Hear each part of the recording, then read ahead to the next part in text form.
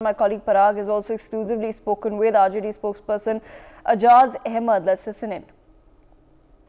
और पटना में ईडी के दफ्तर के बाहर इस वक्त मैं मौजूद हूँ। आरजेडी के प्रवक्ता एजाज अहमद इस वक्त हमारे साथ हैं। एजाज जी, आज लालू यादव पेशी के लिए आए हैं, पूछताछ उनसे होनी है ईडी की, क्या कुछ कहेंगे इसको लेकर? देखिए, लालू प्रसाद जी हमेशा सहयोग करते रहे हैं एजेंसियों को, लेकिन भारतीय जनता पार्टी किस तरह से एजेंसियों का इस्तेमाल कर रही है दिख रहा है।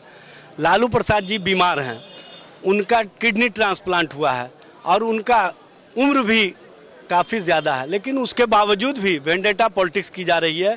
बदनाम करो और राजनीतिक हिस्सा दो, ये भाजपा की नीति है और उसी नीति के तहत इस तरह की कार्रवाई की जा रही है।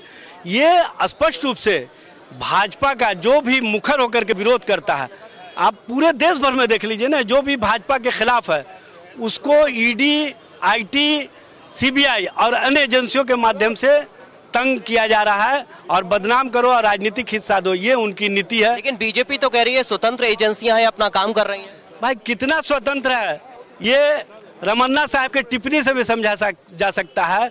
जो पूर्व चीफ जस्टिस है, उन्होंने कहा था कि एजेंसियों को अपनी विश्वसनीयता बनाए रखने के लिए बेहतर ढंग से काम करना चाहिए और उन्होंने कहा था कि इन एजेंसियों की स्वतंत्रता बनी रहे, इसके लिए एक अलग से आयोग की आवश्यकता है।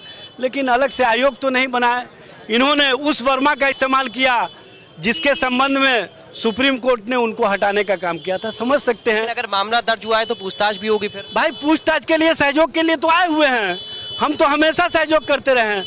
लेकिन ये भी स्पष्ट करें न कि जब भाजपा के साथ कोई इस तरह के लोग चले जाते हैं जिनके संबंध में प्रधानमंत्री ने कहा अजीत पवार के संबंध में कि देश का सबसे भ्रष्ट व्यक्ति है और उसको आपने महाराष्ट्र का डिप्टी चीफ मिनिस्टर बनाया, उनको सप्लीमेंट्री चार्जशीट में आपने क्लीन चिट देने का काम किया।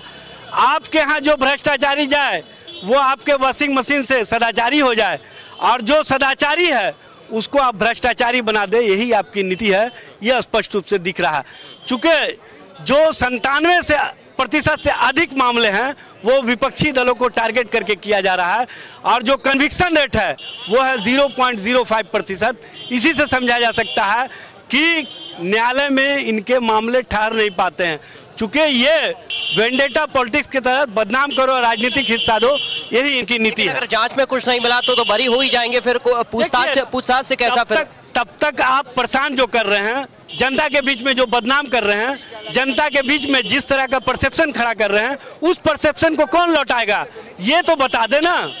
देखिए, जांच एजेंसियों को लेकर एजाज अहमद साहब सवाल खड़े कर रहे थे, पूछताछ को लेकर सवाल खड़े हो रहे हैं। आज ईडी की दफ्तर में लालू यादव पहुंचे हुए हैं पूछताछ को लेकर। यहां पर आरजेडी के कार्यकर्ताओं का जमावड़ा भी लगा हुआ है और इस पूछताछ को लेकर लगातार विरोध किया जा रहा है।